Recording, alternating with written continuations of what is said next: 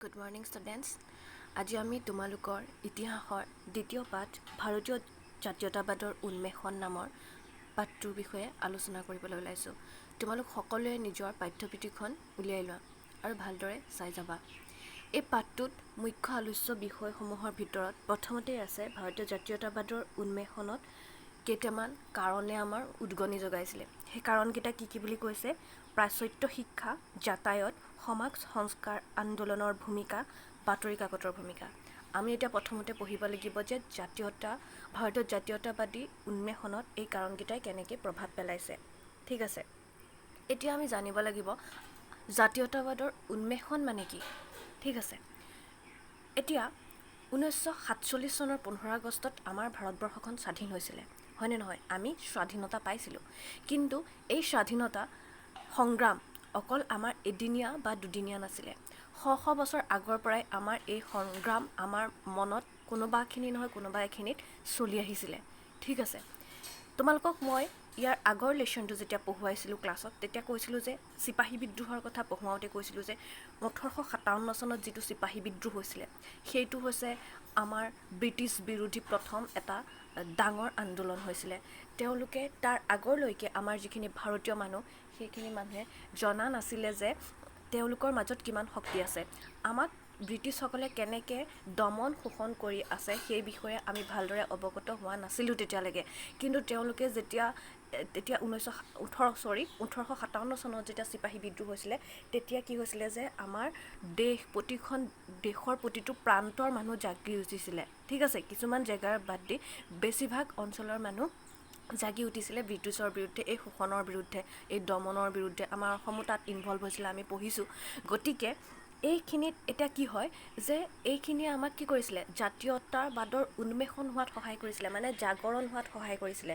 মানে এই সময়টোত তেওঁলোকে যেতিয়া 1857 চনত যেতিয়া এই জাগৰণটো সৃষ্টি হৈছিলে, চিপাহী বিদ্ৰোহ সৃষ্টি হৈছিলে, তেতিয়া ব্ৰিটিছসকলে অলপ হ'লেও শিথিল কৰি দিছিলে তেওঁলোকৰ যি শোষণ শাসন ব্যৱস্থা, সেই ব্যৱস্থাটো অলপ হ'লেও শিথিল কৰি দিছিলে।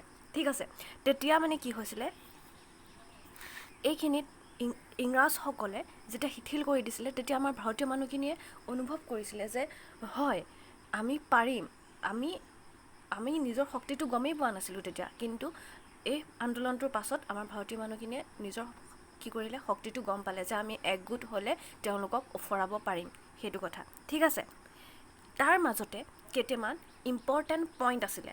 সেই ইম্পৰ্টেণ্ট ইনচিডেণ্টকেইটাই কি কৰিছিলে, ভাৰতবৰ্ষত যিটো নিজৰ জাতীয়তাবাদৰ উন্মেষণ ঘটাত, জাগৰণ কৰাত সৃষ্টি কৰিছিলে। প্ৰথম পইণ্টটো আছিলে যে পাশ্চাত্য শিক্ষাৰ প্ৰভাৱ।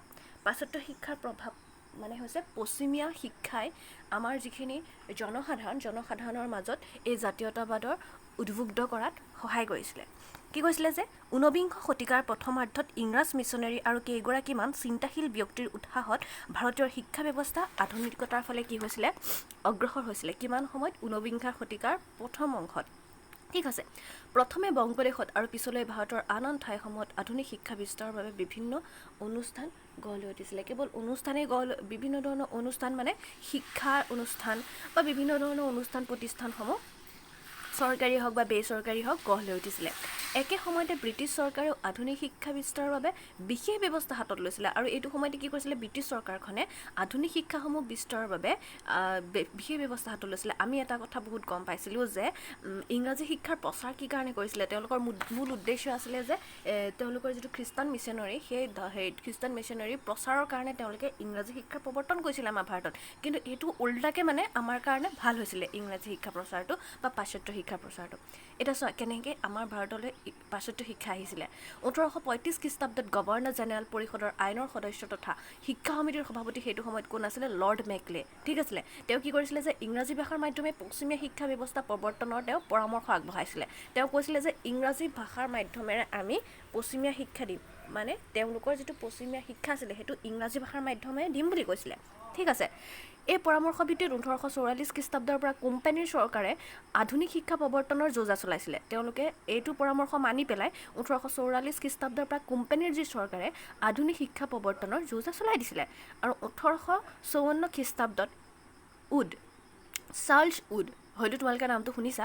চাৰ্লছ উডৰ নিয়ন্ত্ৰণ সভাৰ সভাপতি আছিলে তেওঁ সেইটো সময়ত। প্ৰচেষ্টাত ভাৰতত আধুনিক শিক্ষাৰ কি হৈছিলে সূচনা হৈছিলে তেওঁৰ প্ৰচেষ্টাত। উডে তেওঁ প্ৰেৰণ পত্ৰ শিক্ষা সংস্কাৰ আঁচনিত প্ৰাথমিক স্তৰৰ পৰা বিশ্ববিদ্যালয় পৰ্যায়লৈকে শিক্ষা বিস্তাৰ এটা সুসংগত আঁচনি নিৰ্ধাৰণ কৰি নিম্ন পৰ্যায়ত দেশীয় ভাষাৰে আৰু উচ্চ পৰ্যায়ত ইংৰাজী ভাষাৰে শিক্ষা প্ৰদানৰ নিৰ্দেশনা প্ৰদান কৰি ভাৰতবৰ্ষত আধুনিক শিক্ষাৰ ভেটি তৈয়াৰ কৰিছিলে। কি কৰিছিলে যে উডে এখন শিক্ষাৰ আঁচনি প্ৰস্তুত কৰিছিলে সুসংহত। ঠিক আছে, এই শিক্ষাৰ আঁচনিখনক আমি জানো যে ইংলিছত কি বুলি কোৱা হয়, উড ডেছপাছ বুলি কোৱা হয়। আৰু এইটো উডৰ প্ৰেৰণ পত্ৰ, যিটো আমি অসমীয়াত উডৰ প্ৰেৰণ পত্ৰ বুলি কওঁ। তোমালোকে এইটো আণ্ডাৰলাইন কৰি দিবা, বহুত ইম্পৰ্টেণ্ট পইণ্ট হয়। ঠিক আছে, এই আঁচনিখনৰ মতে তেওঁ কি কৰিছিলে যে তেওঁ শিক্ষা ব্যৱস্থাটোত যিটো নিম্ন শিক্ষা ব্যৱস্থা, সেই নিম্ন শিক্ষা ব্যৱস্থাটোত আধুনিক শিক্ষা দিম বুলি কৈছিলে, কিন্তু দেশীয় ভাষা মানে আমাৰ হিন্দী ভাষাত দিম বুলি কৈছিলে। নিজৰ যিটো আমাৰ দেশৰ ভাষা সেই ভাষাটোত দিম বুলি কৈছিলে। আৰু তাৰ পাছতে কৈছে যে উচ্চ পৰ্যায়ত যিটো মানে আমাৰ হ'ব শিক্ষা হ'ব, আধুনিক শিক্ষা দিয়া হ'ব, সেই শিক্ষাটোত কি কৰিছিলে যে ইংৰাজী ভাষাতে দিব লাগিব। ঠিক আছে, মেধাৱী ছাত্ৰক বৃত্তি দিয়া আৰু শিক্ষানুষ্ঠানৰ চৰকাৰী অনুদান আদিৰ ব্যৱস্থা কৰি শিক্ষানুষ্ঠানৰ সংখ্যা বৃদ্ধি কৰাৰ আঁচনি লৈছিল। যে তেওঁ কৈছিলে যে মেধাৱী ছাত্ৰ ছাত্ৰীসকলক বৃত্তি দিয়াৰ ব্যৱস্থা কৰিছিলে আৰু শিক্ষানুষ্ঠানত চৰকাৰী অনুদান আদিৰ ব্যৱস্থা কৰি শিক্ষানুষ্ঠানৰ সংখ্যা বৃদ্ধি কৰাৰ আঁচনি লৈছিল। প্ৰতিখন প্ৰদেশতে শিক্ষা বিভাগ খুলিবলৈ পৰামৰ্শ আগবঢ়াইছিল। আৰু সেইটো সময়ত কি আছিলে যে প্ৰতিখন প্ৰদেশ মানে প্ৰতিটো প্ৰভিন্সতে কি আছিলে, কলকাতা, মাদ্ৰাছ, বম্বে, এই তিনিটা প্ৰদেশ আছিলে ন। এই তিনিটা প্ৰভিন্সতে কি কৈছিলে যে শিক্ষা বিভাগ খুলিবলৈ তেওঁ পৰামৰ্শ আগবঢ়াইছিলে। ঠিক আছে, এতিয়া কি হৈছিলে যে পাশ্চাত্য শিক্ষা যেতিয়া আহিছিলে, পাশ্চাত্য শিক্ষাই কি কৰিছিলে যে তাত কেইজনমান তেওঁলোকৰ যিখিনি আদৰ্শবাদী তেওঁলোকৰ কিছুমান দাৰ্শনিক আছিলে ন পাশ্চাত্য শিক্ষাৰ, যেনে ৰুছো, ভল্টেয়াৰ, বাৰ্গ, মেকলে, স্পেন্সাৰ, এইখিনি আছিলে। তেওঁলোকৰ যিখিনি তেওঁলোকৰ আদৰ্শ, তেওঁলোকৰ যিটো জাতীয়তাবাদী ধাৰণা, এই সকলোবিলাক কোনে পঢ়িবলৈ পাইছিলে? আমাৰ ভাৰতীয় মানুহখিনিয়ে পঢ়িবলৈ পাইছিলে নাই? আৰু পাইছিলে। আৰু সেই তেওঁলোকৰ লিখা কিতাপ পুথি এইবিলাক যেতিয়া তেওঁলোকৰ আদৰ্শবিলাক পঢ়িছিলে, আমাৰ ভাৰতীয়সকলৰ মাজত এটা নতুন জাগৰণৰ সৃষ্টি হৈছিলে, জাতীয়তাবাদী জাগৰণৰ সৃষ্টি হৈছিলে, দেশপ্ৰেমৰ ভাৱ সৃষ্টি হৈছিলে।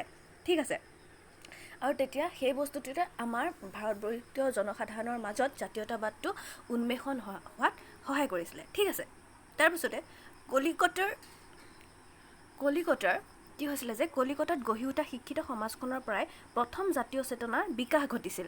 ঠিক আছে, কলিকতাত গঢ়ি উঠা এখন শিক্ষিত সমাজ গঢ়ি উঠিছিলে তেতিয়া কলিকতাত। তেতিয়াৰ পৰাই প্ৰথম জাতীয় চেতনা বিকাশ ঘটিছিল দেই। ঈশ্বৰচন্দ্ৰ গুপ্তই পোনপ্ৰথমে স্বদেশ প্ৰেমৰ কবিতা ৰচি দেশবাসীৰ অন্তৰত দেশপ্ৰেম জগাই তুলিছিল। প্ৰথম স্বদেশ প্ৰেমৰ কবিতা কোনে লিখিছিলে? কলিকতাৰ ঈশ্বৰচন্দ্ৰ গুপ্তই লিখিছিলে। ঠিক আছে, আনন্দমঠ উপন্যাসৰ ৰচয়িতা বংকিম চন্দ্ৰ চট্টোপাধ্যায়ে বন্দে মাতৰম গীতেৰে মাতৃভূমিক বচোৱাৰ আহ্বান জনাইছিল। এতিয়া তোমালোকে আমি সকলোৱে বন্দে মাতৰম গীতটো শুনিছোঁ, হয় নে নহয়? এই বন্দে মাতৰম কোনে লিখিছিলে? বন্দে মাতৰমৰ ৰচয়িতা হৈছে বংকিম চন্দ্ৰ চট্টোপাধ্যায়। আৰু তেওঁ প্ৰথম ক'ত লিখিছিলে? আনন্দমঠ নামৰ যিখন উপন্যাস আছিলে সেই উপন্যাসখনত লিখিছিলে। ঠিক আছে, কবি ইকবালে চাৰে জাহাঁ সে আচ্ছা, হিন্দুস্তান হামাৰা আদি গীতেৰে জাতীয়তাবাদৰ স্পৃহা জাগ্ৰত কৰিছিল। মানে দ্বিতীয়তে আছিলে চাৰে জাহাঁ সে আচ্ছা হিন্দুস্তান হামাৰা। এই গানটো তোমালোক সকলোৱে শুনিছা, হয় নহয়? এইটো কোনে লিখিছিলে? কবি ইকবালে লিখিছিলে। ঠিক আছে, আৰু এই ধৰণৰ দেশপ্ৰেমমূলক গীতবিলাক লিখি, কবিতাসমূহ লিখি আমাৰ মনত কি আছিলে যে জাতীয়তাবাদৰ যিটো স্পৃহা, সেই স্পৃহাটো জাগ্ৰত কৰিছিলে। ঠিক আছে, এইকেইটা বহুত ইম্পৰ্টেণ্ট কথা, তোমালোক সকলোৱে এইখিনি আণ্ডাৰলাইন কৰি লোৱা। ঠিক আছে, তাৰপাছত আমি গম পালোঁ যে পাশ্চাত্য শিক্ষাই কেনেকৈ আমাৰ জাতীয়তাবাদৰ উন্মেষণত সহায় কৰিছিলে। ছেকেণ্ড পইণ্টটো আছিলে যে যাতায়াতৰ উন্নতি। যাতায়াত আৰু যোগাযোগৰ উন্নতি যেতিয়া সেইটো সময়তে কি হৈছিলে, আমাৰ যাতায়াতৰ যোগাযোগ ব্যৱস্থাৰ অলপ আগতে যিটো আছিলে তাতকৈ অলপ উন্নতি হৈছিলে, যিটোৱে মানে আমাৰ জাতীয়তাবাদৰ উন্মেষণত সহায় হৈছিলে। ঠিক আছে, কোম্পানীৰ শাসন আৰম্ভ হোৱাৰ লগে লগে ভাৰতত আভ্যন্তৰীণ যিটো যাতায়াত ব্যৱস্থা আমূল পৰিৱৰ্তন। আৰু কোম্পানীৰ যেতিয়া শাসন আৰম্ভ হৈছিলে তেতিয়া আমাৰ ভাৰতৰ আভ্যন্তৰীণ যিটো যাতায়াত ব্যৱস্থা আছিলে সেইটোৰ কি যাতায়াত আৰু যোগাযোগ দুয়োটাইতে, ইয়াত যোগাযোগৰ কথা কোৱা নাই, যোগাযোগ ব্যৱস্থাও সেইটো সময়ত উন্নত হৈছিলে, যে আমূল পৰিৱৰ্তন সাধন হৈছিলে। ভাৰতবৰ্ষত কেঁচা সামগ্ৰী ক্ৰয় কৰিবলৈ আৰু ইংলেণ্ডত প্ৰস্তুত কৰা কি হৈছে যে আমি আগতেই জানো যে আমাৰ ভাৰতবৰ্ষত কেঁচা সামগ্ৰী আছিলে, প্ৰচুৰ পৰিমাণে মেটেৰিয়েলছ আছিলে। আৰু এইখিনি ইংলেণ্ডৰ যিখিনি আমাক শাসন কৰিছে, শাসনাধীন লোক আছিলে, তেওঁলোকে ইয়াৰ পৰা নি পেলাই সেইখিনি ইউজ কৰিব বিচাৰিছিলে, সেইকাৰণেতো ভাৰতবৰ্ষলৈ আহিছিলে ন। আৰু কি কৰিছিলে যে এইখিনি তেওঁলোকে লৈ যাবলৈ আৰু ইংলেণ্ডত প্ৰস্তুত হোৱা সামগ্ৰীসমূহ আমাৰ ভাৰতবৰ্ষলৈ পঠিয়াবলৈ তেওঁলোকে কি কৰিছিলে নিজৰ সুবিধাৰ কাৰণে যাতায়াত ব্যৱস্থাটো উন্নত কৰিছিলে ঠিক আছে আৰু 1839 খ্ৰীষ্টাব্দত কলিকতাৰ পৰা দিল্লীলৈ গ্ৰেণ্ড ট্ৰাংক ৰোড নিৰ্মাণ কৰিছিলে এইটো বহুত ইম্পৰ্টেণ্ট পইণ্ট হয় তোমালোকে আণ্ডাৰলাইন কৰা যে প্ৰথম ৰোডটো কলিকতাৰ পৰা দিল্লীলৈ নিৰ্মাণ কৰিছিলে কেতিয়া 1839 চনত আৰু এইটো কি বুলি কৈছে গ্ৰেণ্ড ট্ৰাংক ৰোড বুলি কোৱা হয় দুটা বছৰৰ ভিতৰতে এই পথছোৱা নিৰ্মাণ সম্পূৰ্ণ হোৱাৰ লগে লগে ভাৰতৰ যাতায়াত ব্যৱস্থাৰ কি হ'ল আমূল পৰিৱৰ্তন ঘটিল লৰ্ড ডেলহাউছিৰ কাৰ্যকালত আৰু সেইটো সময়ত ভাইচৰয় আছিলে কোন লৰ্ড ডেলহাউছি এই পথ পেছোৱালৈকে সম্প্ৰসাৰিত হৈছিলে কিমান দূৰ গৈছিলে মানে পেছোৱালৈকে পাইছিলে প্ৰধান চহৰ বন্দৰ বজাৰসমূহ এই পথছোৱাৰ সৈতে সংযোগ ঘটোৱা হৈছিলে ইংলেণ্ডৰ আৰ্হিত ভাৰতবৰ্ষতো 1832 খ্ৰীষ্টাব্দত ভাপকলেৰে ৰেল যোগাযোগ আৰম্ভ কৰাৰ প্ৰস্তাৱ লোৱা হৈছিল এইটো এটা ইম্পৰ্টেণ্ট পইণ্ট যে কেতিয়া ভাৰতবৰ্ষত ভাপকলেৰে ৰেল জাহাজ চলোৱাৰ কথা প্ৰস্তাৱ লৈছিলে যে 1832 খ্ৰীষ্টাব্দত ঠিক আছে 1853 খ্ৰীষ্টাব্দত বোম্বাই আৰু থানেৰ মাজত 21 কিলোমিটাৰ পথৰ ৰেল চলাচলে ভাৰতবৰ্ষৰ প্ৰথম ৰেল যাতায়াত ব্যৱস্থাৰ সূচনা হৈছিলে এটা এটা ইম্পৰ্টেণ্ট পইণ্ট যে আমাৰ ভাৰতবৰ্ষত কেতিয়া মানে ৰেল চলাচল ব্যৱস্থা আৰম্ভ হৈছিলে 1853 চনৰ 1800 কিমান চনত 53 খ্ৰীষ্টাব্দত বোম্বাই আৰু থানেৰ মাজত ঠিক আছে কাৰ মাজত বম্বে আৰু থানেৰ মাজত ঠিক আছে ইয়াৰ পাছতে কি হৈছিলে যে 1883 খ্ৰীষ্টাব্দত অসমতো শদিয়াৰ পৰা ডিব্ৰুগড়লৈ ৰেল যোগাযোগ আৰম্ভ হৈছিলে মানে 1800 এটা কথা মনত ৰাখিবা 1853 চনত ভাৰতত হৈছিলে আৰু 1883 চনত হৈছিলে অসমত হৈছিলে অসমত কোন দুটা ঠাইৰ মাজত হৈছিলে ডিব্ৰুগড় শদিয়াৰ পৰা ডিব্ৰুগড়লৈ হৈছিলে ঠিক আছে অসমৰ চাহপাত উৎপন্ন আৰু ব্যৱসায় সম্প্ৰসাৰণৰ দিশটো চিন্তা কৰিয়ে এই ৰেল যোগাযোগ সূচনা হৈছিলে আৰু অসমৰ যি চাহ আমাৰ অসমত প্ৰচুৰ পৰিমাণে কি উৎপাদন হয় আমি সকলোৱে জানো চাহৰ কাৰণে আমাৰ অসমখন বিখ্যাত হয়নে নহয় সেই ব্যৱসায়টো চাহৰ ব্যৱসায়টোৰ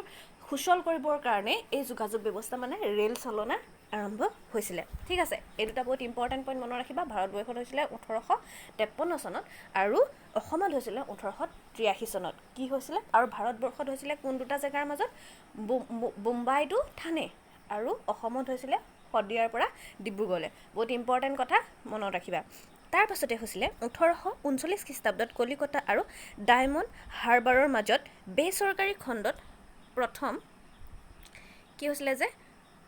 কি হৈছিলে টেলিগ্ৰাফ হয়নে টেলিগ্ৰাফ ব্যৱস্থাৰ প্ৰৱৰ্তন হৈছিলে কিমান চনত হৈছিলে 1839 খ্ৰীষ্টাব্দত 1839 খ্ৰীষ্টাব্দত কাৰ মাজত হৈছিলে তেতিয়া টেলিগ্ৰাফ ব্যৱস্থা কলিকতা আৰু ডায়মণ্ড হাৰ্বাৰৰ মাজত বেচৰকাৰী খণ্ডত টেলিগ্ৰাফ ব্যৱস্থা হৈছিলে চোৱা টেলিগ্ৰাফ ব্যৱস্থা কেতিয়া প্ৰচলন হৈছিলে ঠিক আছে লৰ্ড ডেলহাউছে 1851 খ্ৰীষ্টাব্দত টেলিগ্ৰাফ ব্যৱস্থাটো চৰকাৰী নিয়ন্ত্ৰণলৈ আনি কলিকতা আৰু আগ্ৰাৰ মাজত টেলিগ্ৰাফ ব্যৱস্থাৰ সম্প্ৰসাৰণ ঘটাইছিল আধুনিক যোগাযোগ ব্যৱস্থা শিক্ষিত ভাৰতীয়ৰ মনত কি কৰিলে দিগন্ত প্ৰসাৰ কৰিলে আৰু এইটোৱে কি কৰিলে যে টেলিগ্ৰাফ হ'ল কি আহিলে আমাৰ ৰেল আহিলে টেলিগ্ৰাফ আহিলে হয়নে নাই এইখিনি যাতায়াত আৰু যোগাযোগটো কি কৰিলে বৃদ্ধি কৰিলে সুচল কৰিলে হয়নে নহয় আৰু সুচল কৰাৰ লগে লগে এইকেইটা যেতিয়া সুচল এঠাইৰ পৰা আন ঠাইলৈ মানুহ যাবলৈ সহজ হ'ল আৰু তেনেধৰণে আমাৰ যিটো জাতীয়তাবাদী সেই জাতীয়তাবাদী মনোভাৱটো জাগ্ৰত হোৱাত এইসমূহে সহায় কৰিলে ঠিক আছে এতিয়া ইয়াৰ তলতে এটা কোটেশ্যন আছে তোমালোকে দেখিছানে এটা ডাঙৰ কুৱেশ্যন মাৰ্ক আছে সেই কোটেশ্যনটোত চিন্তনীয় বুলি লিখা আছে সেই চিন্তনীয় মানে কি যে তোমালোকক চিন্তা কৰিব দিছে কি চিন্তা কৰিব দিছে যে ঔপনিৱেশিক শাসন আৰু শোষণৰ বাবে ব্ৰিটিছসকলৰ যিমানেই নিন্দিত নহ'লেও ভাৰতবৰ্ষৰ বিকাশত তেওঁলোকৰ মৌলিক অৱদানসমূহো বন্দিত হৈ ৰ'ব তেনে কেতবোৰ অৱদান হ'ল মানে কৈছে যে ঔপনিৱেশিক শাসন আৰু শোষণৰ বাবে ব্ৰিটিছসকলক আমি কি কৰোঁ তেওঁলোকৰ শাসন তেওঁলোকে আমাক যিটো ইমান বেয়া ধৰণে আমাক শাসন কৰিছিলে আৰু লগতে আমাক শোষণ কৰিছিলে ন তেওঁলোকক মানুহে জানো ভাল পায় সকলোৱে আমি নিন্দা কৰোঁ ন কিন্তু তেওঁলোকৰ প্ৰচেষ্টাত কিছুমান আমাৰ ভাল কামো হৈছিলে হয়নে নহয় আমাৰ ভাল কাম হৈছিলে নাই হৈছিলে সেইবিলাকৰ ভিতৰত কি হৈছিলে যে ইংলেণ্ডৰ উদ্যোগজাত সামগ্ৰী ভাৰতত বিক্ৰী কৰাৰ উদ্দেশ্যে ভাৰতৰ যাতায়াতৰ সুচল ব্যৱস্থাৰ দৰকাৰ হৈছিল ইয়াৰ বাবে ব্ৰিটিছে স্থলপথ ৰেলপথ এইবিলাক নিৰ্মাণ কৰিছিলে হয়নে নহয় তাৰপিছতে কৈছিলে ব্ৰিটিছ মেজৰ জেনকিন্সৰ বাবে 19 শতিকাৰ আগভাগতে অসমত চাহপাত কয়লা তেল উদ্যোগত বিকাশ ঘটিছিলে হয়নে নহয় তাৰপিছতে কি হৈছিলে ব্ৰহ্মপুত্ৰ নৈত প্ৰথম ভাপৰ জাহাজ প্ৰচাৰ হৈছিল গুৱাহাটী আৰু শিৱসাগৰত ইংৰাজী মাধ্যমৰ বিদ্যালয় স্থাপিত হৈছিল এইবিলাক পাছলৈ তোমালোকে বহুত ভালকৈ ডিটেইলছত পাবা তাৰপিছতে মেজৰ জেনকিন্সৰ নিচিনা ব্ৰিটিছ বিষয়াই বুজি উঠিছিল যে অসমৰ নিচিনা ঠাইত স্থানীয় লোকৰ নিযুক্তিৰ দ্বাৰা তেওঁলোকৰ বিকাশ হ'ব লাগে তেনে তেওঁ অসমত বংগদেশৰ আমোলা নিযুক্তিৰ বিৰোধিতা কৰিছিল গতিকে তেওঁ জেনকিন্সে কি কৰিছিলে যে এইখিনি তোমালোকে ডিটেইলছত তোমালোকে এইটো ইয়েৰতো পাবা, পাছলৈ পাবা, যে জেনকিন্সে কি কৰিছিলে যে বুজি উঠিছিল যে অসমৰ নিচিনা ঠাইত স্থানীয় লোকৰ নিযুক্তিৰ দ্বাৰা তেওঁলোকৰ বিকাশ হ'ব লাগে। গতিকে আমাৰ ইয়াত যদি কিবা এটা হয় তেতিয়াহ'লে আমাৰ ইয়াৰ মানুহে নিযুক্তি দিব লাগে বুলি কৈছিলে। তাত ব্ৰিটিছ আমোলা আনি পেলাই আমাৰ ইয়াত নিযুক্তি দিব নালাগে বুলি কৈছিলে, থলুৱা লোকক নিযুক্তি দিয়াৰ কথা চিন্তা কৰিছিলে। ঠিক আছে, গতিকে তেওঁলোকে আমাৰ কাৰণে কিছুমান ভাল কামো কৰিছিলে দেই। যদিও তেওঁলোকে কিছুমান কাম বেয়া ভাবি কৰিছিলে, নিজৰ স্বাৰ্থ পূৰণৰ কাৰণে কৰিছিলে, তথাপিও আমাৰ কাৰণে ওলোটা ভাল হৈছিলে। ঠিক আছে, আজি আমি ইমানেই পঢ়িলোঁ। নেক্সট ক্লাছত পাছৰখিনি আলোচনা কৰিম। Thank U.